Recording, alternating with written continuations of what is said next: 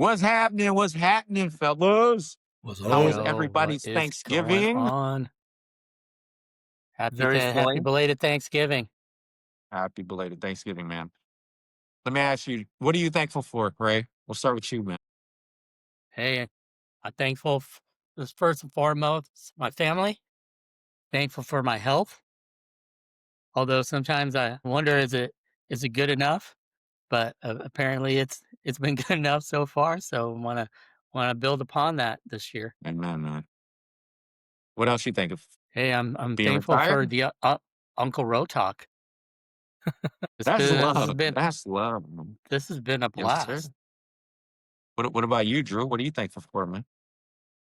The same, man. Family, health, live in a free country, Amen.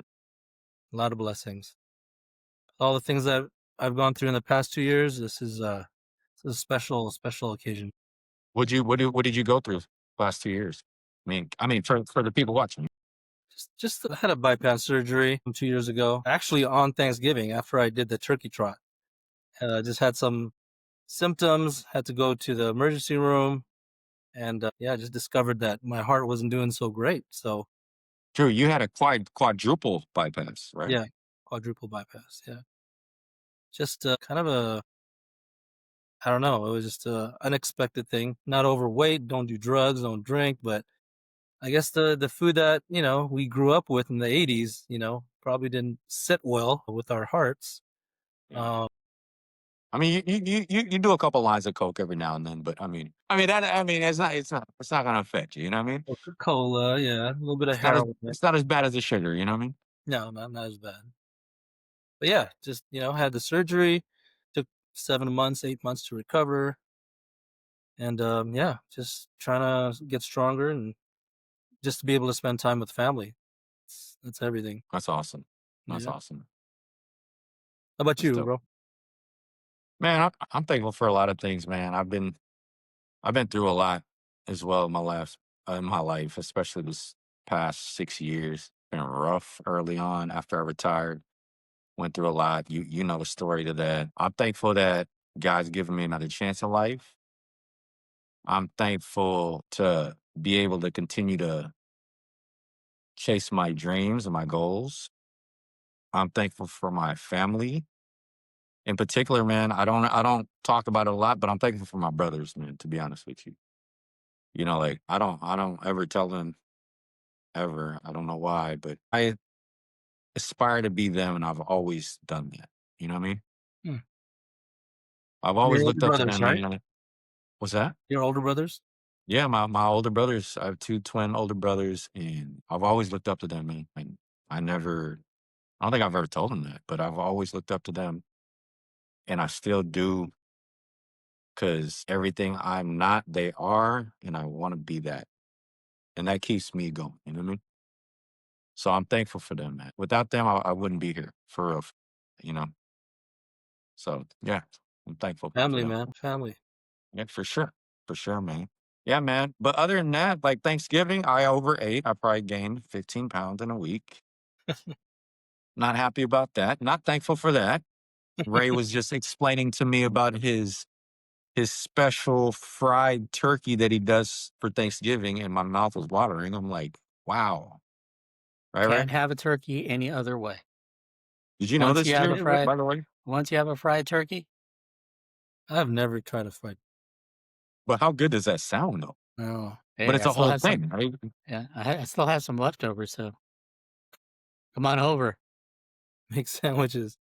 You'll have leftovers for like You a know. month, I Oh, think. I still got I ate this is more leftovers than just today. sandwiches, man. That's not doing it justice by having this turkey with sandwiches with Oh, right. Man, we might have to do a whole podcast on your frying skills. Dude, we got to do a whole cooking segment, Ray, because I didn't know about this either. Like, you got to show us what's going on, man. A whole it's recipe on the side right there, too, it's written been out. years and years of trial and error. Trial and error. You know, sometimes That's more awesome. error than trials, but Drew, when I come to California, man, we're gonna have dinner at Ray's, bro. Let's go.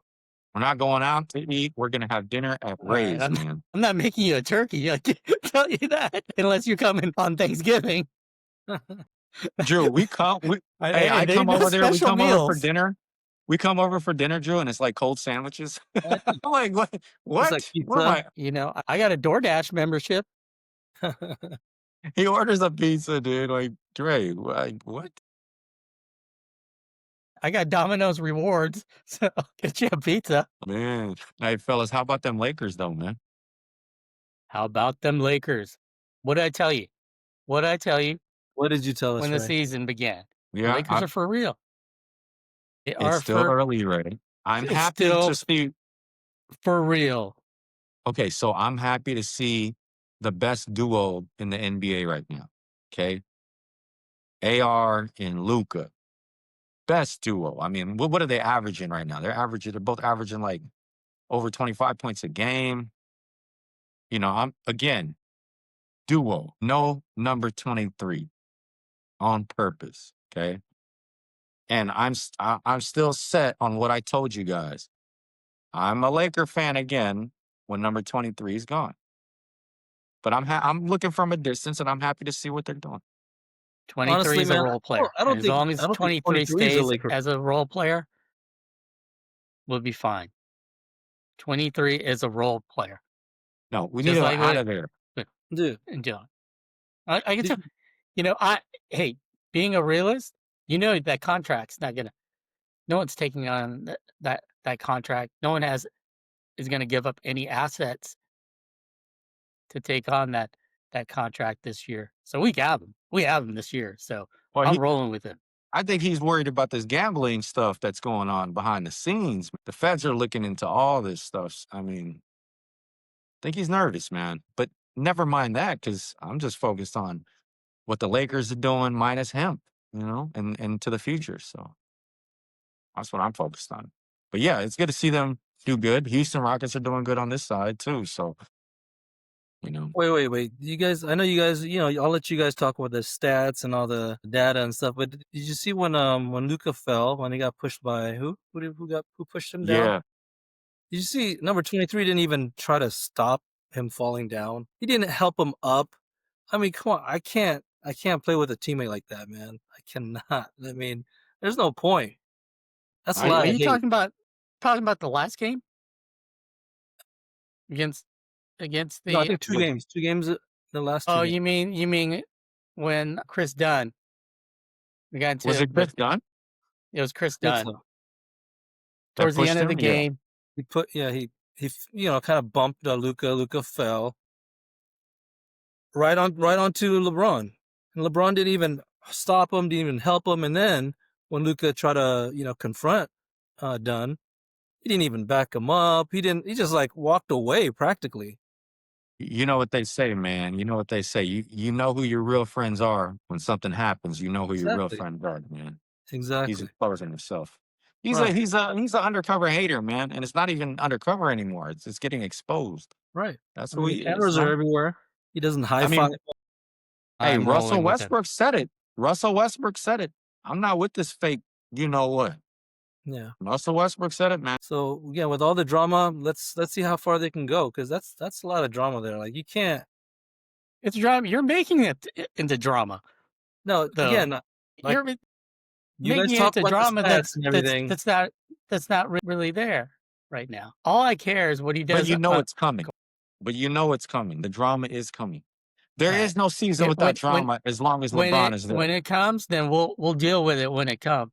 But Fair, right now, fair. it's not there. He's integrating well into the operation. He's more than content right now to defer out there because I mean he doesn't really have a choice, right? As well as That's the Luca and point. AR He doesn't have a But choice. are we'll see how long is this playing. lasts. There hasn't been a season without drama if LeBron is involved. There's always going to be drama.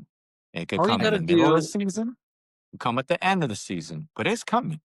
but there's a psychology to this, okay? If they succeed without him and he's not contributing much, it's gonna ruin his legacy. Because if they start winning and everything like that, he doesn't want them to win without. He's done enough in his legacy here. This won't tarnish his legacy. He is who he is, right? Whether you like him or not, his legacy is kind of cemented. Now, I'm not saying he's the GOAT. I'm not saying he's better than, uh, but what he's done there, he's done. You can't take that away. So I agree. He cemented his legacy. He's top 5 player of all time, right? But how you leave the game is how you will be remembered. And if he doesn't leave the game properly with the good memory, it'll leave a bad taste in people's mouth. And that's how they'll remember him. That's true. No one's gonna talk about him. No one's gonna remember Yeah. all the other good stuff that he's done. And you're already seeing players. He's had the thing with Stephen A, the incident with Stephen A. People are talking about him. People are revealing who he really is. Like I said, Russell Westbrook exposed it, and there's other people that's exposing it as well on media. High profile people. They're exposing who the real LeBron is, and I think more things are going to come out if he's implicated in this scandal, this gambling scandal, in any way, whether it's him directly or Clutch Sports. Then I think that's going to reflect LeBron James's brand, which will in turn leave a bad taste in people's mouth about LeBron. It'll only lessen his status as the GOAT or one of the GOATs.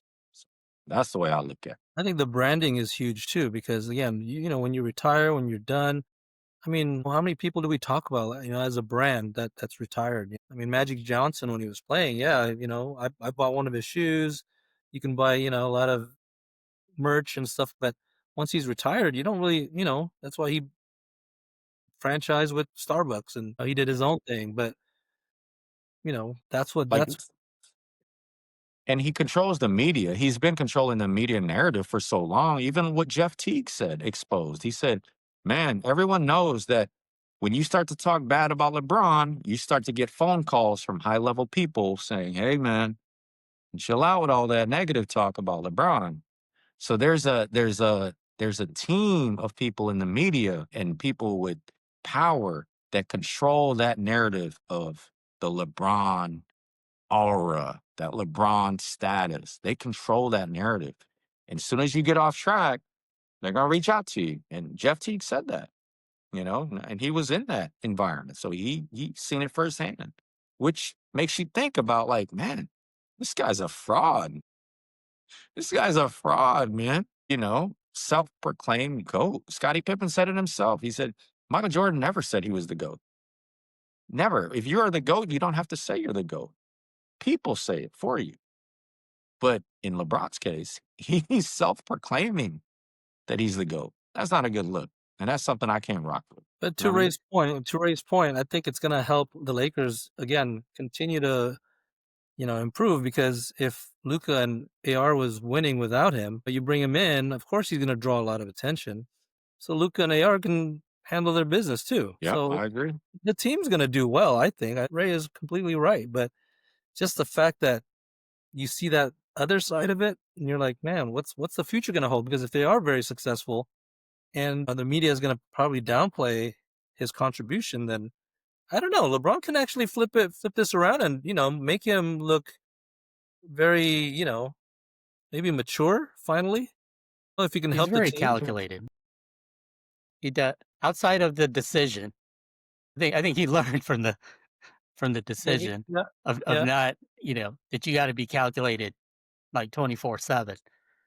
right. Because he's still, he's never gonna live down the decision. Going to, the Miami the way, uh, he did. And he has to play it smart too. I don't think a lot of teams, I don't think he has a lot of options. No, What are his options? He doesn't have any options. yeah, So Right. I'll rock with him this year. Do I I'm want not to see? rocking with Do I I'm want to rocking see with the him? Lakers, but I'm not rocking with LeBron. I rock with the Lakers for sure. Speaking As of the long as Lakers, they're as long as he's wearing purple and gold and making a contribution, I'll rock with him. that's the Laker That's we don't we that's my don't we don't position. need it. The Lakers are number one in the Pacific though. They're 15-4. Houston's number one in the Southwest. They're 13-4. Man, it's gonna be the West. it's looking real, real competitive right now. And OKC has just quietly won 12 in a row. They're 20-1. They're number one in the But- league. like, it's like, what? They're number one You know, in the you league. know, all these teams are playing, as well as they are, yet they are just trotting and distancing themselves there. So to me, that's the real test. Like, we got blown out by the Thunder. Yeah, yeah. Completely now embarrassed. Let me see how we fare against the Thunder. We still haven't played the Rockets either. So, Let's right, go it's still, like you Rockets. said, it's still early. It's It's still still early, early, man. but Long season. everything is trending for me, trending in the right decision. I For the mean, you most got part, we're injuries. beating the teams we're supposed to beat. Whereas, in previous years, it was a struggle for us to beat these teams that we should be beating and taking care of a business. Which puts us in a hole, keeps us in middle of the pack there. So yeah, as long as we need to trend up in defensive efficiency out there. We're only you know mid pack in defensive rating, but as long as that continues to trend up, um, I'm excited for the season. I like the season. Hey, Detroit Pistons. Hey, Detroit Pistons, number one in the Central Division. They're tough. They're tough. I like the way they're playing, man. Bunch of young dudes. Cunningham's leading them. Cade's him Yeah, he's tough. after getting over that kind of being injury prone those first couple Right. of years. He's I thought he was like his first year. I was like, man, maybe he's not going to live up to expectations. But like, man, he's turned that around quickly. I like his game too. He's smooth, has a great feel for the game. Big guard, can do it all. Strong body, crafty. He's not the quickest or most athletic, but like he gets to his spots, finishes at the basket at will. The game's starting to slow down for him, so he's reading it so easy. It's beautiful to see, man. Beautiful to see. Yeah, man. Speaking of things in the NBA, what do you guys think about this Kenyon Martin and Draymond Green beef? tell me a little bit about it because I haven't been following Oh, this one. so they Kenyon Martin basically called out Draymond Green. If I'm not mistaken, he took the first shot, but it's valid because he's saying Draymond on a podcast. He said that Draymond Green is a fake tough guy, which I agree with. And Draymond responded saying, like, Kenyon, like, I've got 4 championships. I've got however many all defense, and you only had one all defense, no championships when you were a number one pick. So, like, what does that make you? But I grew up watching Kenyon Martin. I watched him in Cincinnati University, player of the year, to where he got to the league as the number one pick. After he broke his leg, he was still the number one pick. Now, he's a dog for real. Like Kenyon Martin, he played in an era where guys were physical as heck. That 4 and 5 positions, everyone was big and strong and physical and mean. And he was he was one of the meanest of the mean in that era. Draymond, you take Draymond out of this era, put him in that era at 6'7" in that 4 position, you're irrelevant. You're irrelevant. Kenyon Martin would have beat your ass. Kenyon Martin in street clothes right now will whoop his ass. Whoop his ass. He's a dog for real. Like, there's some people when they talk, you know he's a real one. And there's some people when they talk, you know he's not a real one. Kenyon Martin is a real one, man. Like, it was a whole different era. Like, if you take prime Kenyon Martin and put him in this era, he would still be better than you, in my opinion. He was way more athletic than you. And he would win all defense way more time. Imagine, take Draymond Green out of Golden State, put him at Charlotte. Would That's he what still Danny be Green an said. all-star? Yeah, Yeah, that's what like Danny Green what would he said. be? What Mhm. would he be? But Kenyon Martin, you take him and put him on any team in his prime, my goodness. Monster. Monster. It's not even close in talent. And like Will, like dog. There's no dogs in the league at that position, especially to to challenge Draymond. And I don't think he's even a dog, but like, are there any bigs anymore? 6'7" at the 4 in the 90s? Oh, you would have got murdered in the 2000s. You would have got murdered. He needs to stop it. But yeah, that's my opinion. But it's getting heated because they're really going back and forth, talking smack, heavy. It's getting real. It's getting real, man. I love to see it though. Now, Ray, we need to show some highlights when you put I'll this put up. I'll put up some highlights. Yeah. Do my Ro's the thing, highlight. He's the highlight man of this Mr. operation, Highlight. and A little highlight edits. thumbnail nail Oh, maker. yeah. You got to give me a little bit more time for this last one because I was like, all right, let me make this right. But how'd it look? Okay. Look at Appreciate you. good. Appreciate you. Well, I with do with graphic design. I do edits. You know, let me know. Hey, You know my sometimes you number. surprise Anybody. yourself. You gotta just jump into it. You gotta jump into it head head first. you do Yeah. TikTok Surprise yourself. dances. I don't do any TikTok dances, and I just don't get it. I know some people I know, and they good dudes.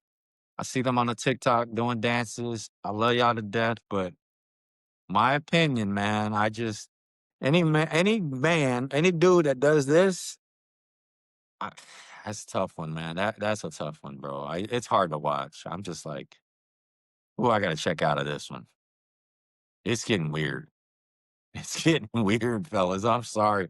I'm not trying to offend nobody. Much love for the people I see doing it and guys I know, but whew, boy, oh boy, that's not my thing. Hey, Drew, I know you got some. I know you got some. You read some of the fan mail, man. What we Oh, got going on? What are the fans asking us, Drew? there's some interesting ones, of course, but some practical questions for you, Ro, is a lot of the players in Indonesia, a lot of the young kids, who look up to you, a lot of them don't have the height, right? And they're kind of asking, what's your mentality like not being the tallest guy on the court? What's the best approach to your opponents or entering a game? I mean, do you get intimidated by taller players? Because you can't jump as high?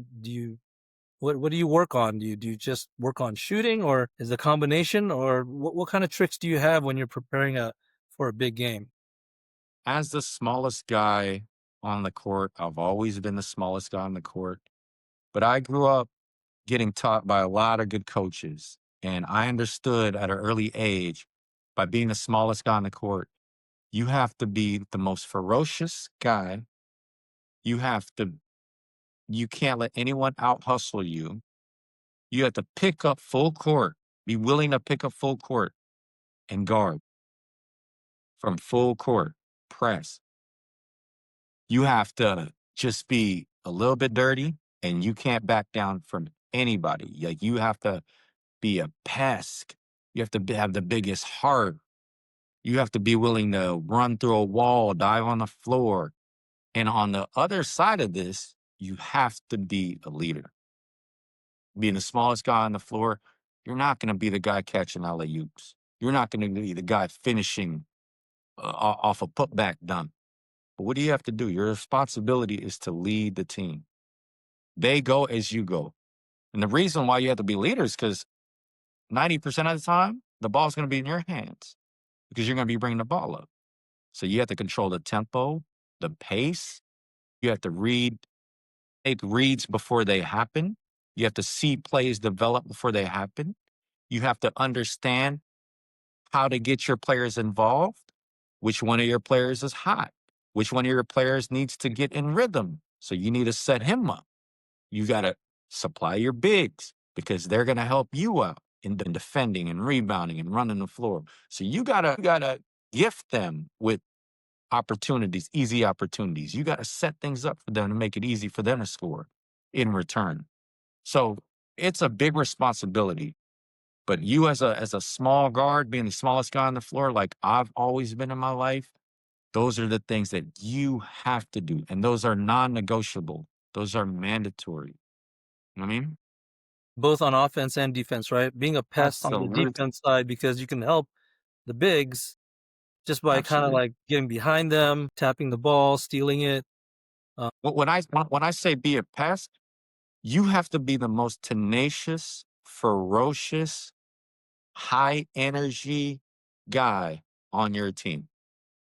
You have to be. You have to be willing to pick up full court. You have to be a dog in every sense of the word. You have to be the biggest dog on your team. You have to be. You can't be a small guard. You can't be a small guard on the floor and just be passive. Let the game flow and you not be involved in anything. You can't be that guy. Look at Muggsy Bogues. Look at guys like that. There was a guy back in the day in my era, Earl Boykins. I mean, Earl was even able to score at will, but Earl was like a dog, man. I mean, I remember that I read in an article back in the day, Earl was tiny. He even looked small, scrawny, but he was benching like 400 pounds. And I'm like, yeah. And it made sense to me because I'm like, you can't be that little and be that dominant and make the NBA, played in the NBA. I don't know how many years Earl played in the NBA, but a long time. You can't be that little and and have made it to this level without being a dog. You know what I mean? And that's what you have to be. So that's my advice for every small guard, small basketball player. Be a dog, man, on every level. Yeah. And you gotta shoot well. That's for me, that goes for any basketball player. You got to work on your shot. That's the first thing. That's the most important thing for me is being able to shoot. Second thing is dribble. But the reason why I say you need to be able to shoot first is, when you first pick up a basketball, what do? You go to the rim and you practice shooting close to the basket. I mean, just out of like getting a feel for the game and oh, this is fun, enjoying the game, right? Shooting. Then you kind of fall in love with that and continue to work on that shot. Then you start to extend that range outward. That's how you kind of build your basketball game. No one just goes to the basketball court and just starts, you know, dribbling. You're eventually gonna have to shoot this thing, right? I'm explaining to you the way I was raised, the way my philosophy is. You gotta be able to shoot first. Because that's the first thing that we all did as kids. Go to the basket and start shooting that thing. Now, if you're able to add dribbling onto that, then that means you can shoot anywhere on the floor. You can get to your spots on the floor with this dribble to get that shot off. But as a shooter, if you're able to only shoot, you're always going to find a spot on the team.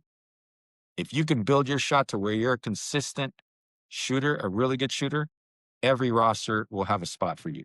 Everyone needs a shooter or two or three on their roster. Every team at every level. At every level. Shooting is the most important thing for me. Nice, nice. Okay, another question.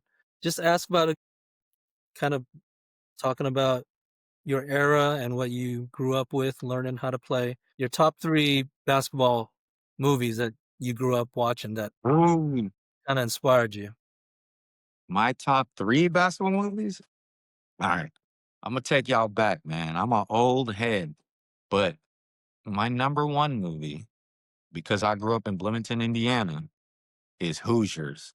Now, for you all that don't know the movie Hoosiers, go check it out. Go YouTube it, find it, and watch it. It's a classic movie about Indiana high school basketball. I don't want to spoil it for you, but it's a David and Goliath story about a small team, small town team defeating the biggest, like a 5A school in Indiana. And it's based on a true story. And they played in a historical gym called Hinkle, which is still active today. They still play games there. Butler the Bulldogs play games there. Or Butler University plays the games there, Hinkle. And I've actually been in that gym as well. It's just Hoosiers is number one for me. Number two, memorable at top of my head right now, I would say White Man Can't Jump. That's memorable to me. That was a fun, amazing, dope movie. Growing up, playing outdoors, on the blacktop. That resonated with me, because we all did that back then. We played outdoors in the blacktop. A lot of trash talking, shit talk. That was just the essence of street basketball, and so that's why I love that movie. Kind And of number, elevated the hip hop, growth and yeah, all the music absolutely, and all the fashion, right? yeah, like the culture of basketball at that time. It just, yeah, it encompassed everything about that era, that time. It was just that was a dope movie, man. And since you only gave me three, man, there's so many good ones I could throw in. Above the Rim, Love and Basketball, all great movies. But one that comes to the top of my head right now, I'm gonna put it number three, man, is it's a documentary. It came Uh, out in the 90s. It's called Hoop Dreams, bro. yeah, Now, this story, Hoop Dreams, a documentary, true story about two high school kids. Well, they were in junior high going to high school uh, in Chicago, Illinois. And it's a beautiful, amazing story, man. And I remember watching it in the theater in the wintertime, like 3 feet of snow, so cold, and I was just like captivated by that story because I was literally living that story, my hoop dreams at that time. I was in high school, trying to chase that. So yeah, that was such a memorable documentary for me. So it was real, it was raw. man, and it really touched me because just to see their journey. The 5-star kid didn't make it, and then the other kid ended up making it further than he Don't did, and it spoil it was now. just Don't spoil it I now. don't want to spoil it, man. But I'm gonna tell y'all, man. Hoosiers, White Men Can't Jump, and Hoop Dreams. My three top basketball movies of all time. So go check those out, man. Again, Hoosiers, White Men Can't Jump, and Hoop Dreams. That's me. All right, last question, last question. We have a lot of Filipino fans, man, showing up, giving love, coming through, subscribing, liking. Who was the toughest player that you faced in the Philippines? Ooh, man, I played against a lot of the legends in the Philippines. The toughest, so many tough Filipinos I played against. Of course, names like that come to my head right now is like Jimmy Alapag. Me and Jimmy's also Filipino American, so we both went. He went to the Philippines and I went to Indonesia the same year, 2003. I mean, is a legend, so much respect to him. I got to play against him in Siaba, and that was a memorable moment. Another name is Willie Miller, man. A lot of people don't know who Willie Miller is, but for me, arguably the toughest guard out of the Philippines that I've ever went up against. Willie Miller, man. He was unreal. Lefty. He was stocky guard. So he was like Baron Davis type. Athletic, could shoot, get to the cup at will, quick hands, strong as heck. Like Willie Miller was a dog, bro. So I played against all the legends, man. I played against all of them, man.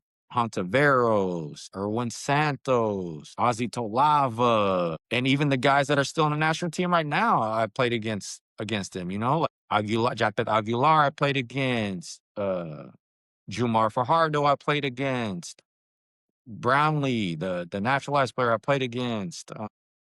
I played against all of them, dude. Scotty Thompson. These are guys on the team right now. Scotty Thompson. I played against.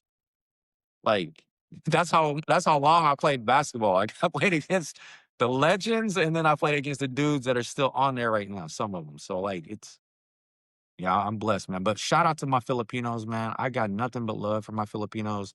For those that don't know, I have a long history with Filipinos, man. So, I played in all the Filipino leagues here in the States growing up. When I was in from 19 to 23 years old, before I went to Indonesia, I played in all the Filipino leagues and inner city competitions, the national competitions.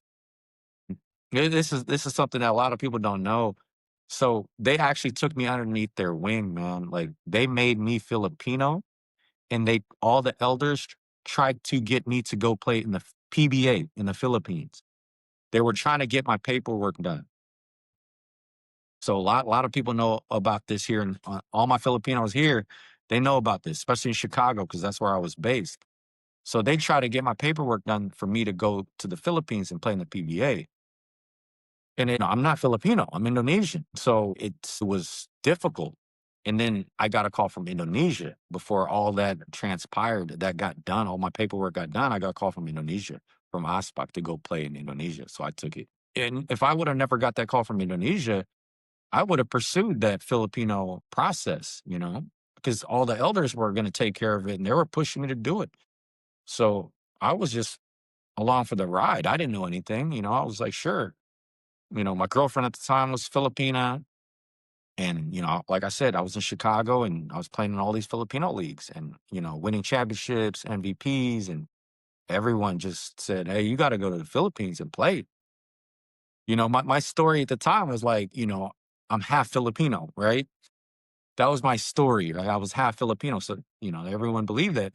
And I even got banned from an inner city tournament in the States because another team, a Canadian team, said, he's not Filipino. We want to see his paperwork. So they basically banned me, because it was great times, man. I got a lot of love for my Filipinos, from my Philams, my Filipinos. I got a long history with them. So, yeah, that's the story, man. Before I went to Indonesia, they tried to get me to go to the Philippines. You were Filipino before you were Indonesian, huh? Man, sometimes I think about it, Drew, and I'm like, man, what if? If only we had ancestry.com back then. You could have done a If only quick they got test and, if you might have had a paperwork. little percentage. It's possible. Yeah, that's kind of true.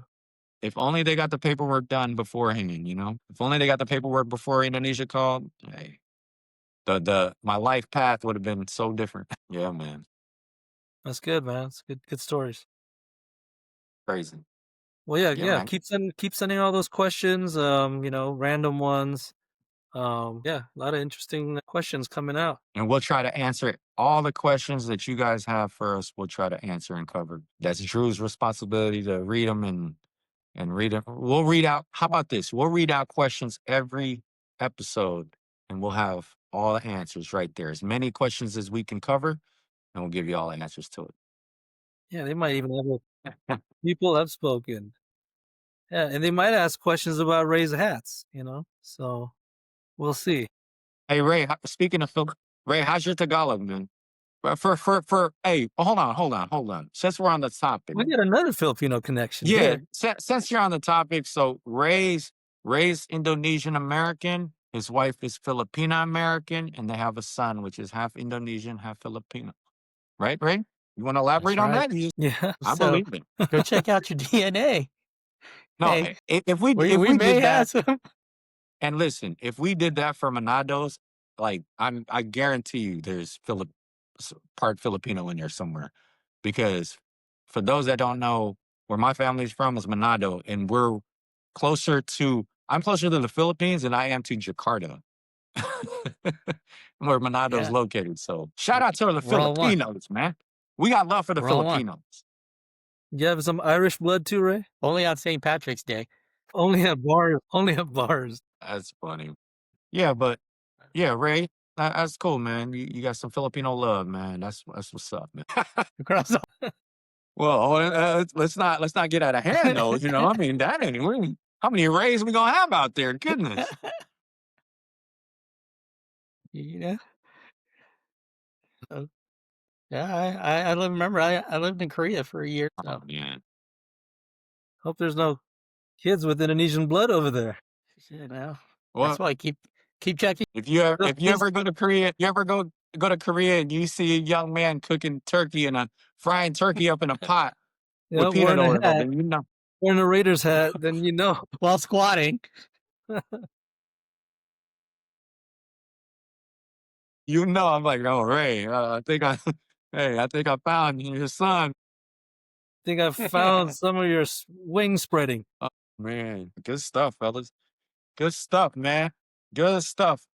Hey, be on the lookout for Christmas edition too. Haven't liked and subscribed. Hit that notification bell so you know when our next episode's coming out. Hey, and listen, for our 1,000th subscriber, you're gonna get free. We're gonna send you a free Mario Turkey. We Sung. For a 1,000 subscriber, we're gonna send you a free Mario We Sung national team jersey signed for our 1,000th subscriber, man. You heard it here first. Hey, and don't forget to write your questions though. Seriously, write your questions, and we're gonna answer as many as we can on our episodes. So hit us up with your questions, man. Anything you want to know about basketball, anything you want to know about what our take is on NBA, current events, IBL, FIBA, anything you want to know about my history, my life, anything, shoot us in the comments. All right? We out.